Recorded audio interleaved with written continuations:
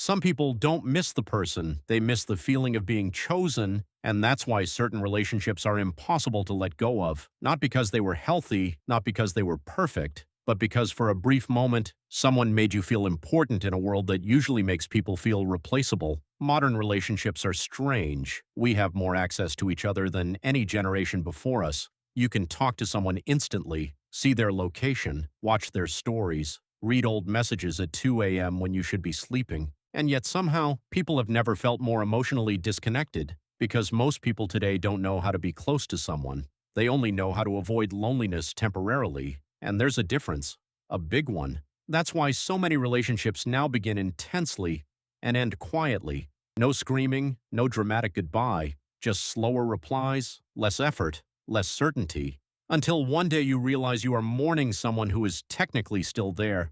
And maybe the hardest part about modern love is that people rarely leave all at once. They leave gradually, emotionally. First, you notice it in small things. The way they stop asking about your day, the way conversations become shorter, the way affection starts feeling scheduled instead of natural. You begin overanalyzing everything.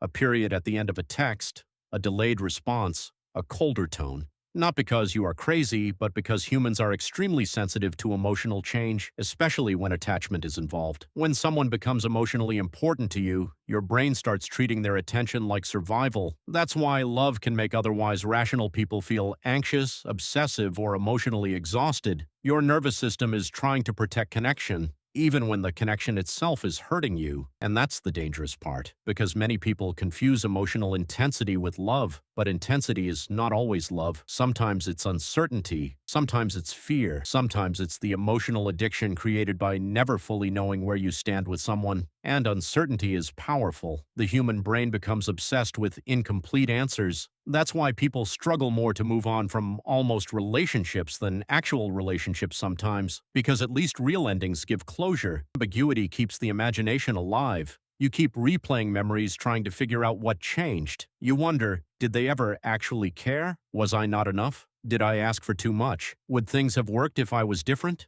And slowly, love becomes self-interrogation. That's why emotionally unavailable people often leave such deep scars, because they give affection inconsistently, enough to create hope, not enough to create safety. And humans can survive pain surprisingly well. But inconsistency destroys people emotionally, because your mind never gets to relax. You are always waiting, wondering which version of them you will get today, the warm version or the distant version, and eventually you stop feeling like a partner. You start feeling like someone applying for emotional approval over and over again. This is why so many people feel exhausted in modern dating, not because they are weak, but because they are constantly trying to decode mixed signals. Someone says they care about you, but disappears emotionally. Someone says they want a relationship, but acts single. Someone gives attention when they feel lonely, then pulls away when things become real. And after enough experiences like this, people stop approaching love openly. They become defensive, detached, careful. Not because they don't want love, but because vulnerability today often feels unsafe, especially for people who loved sincerely before. That's another painful truth about relationships. The people who care deeply usually suffer the most because they love with optimism, with patience, with forgiveness.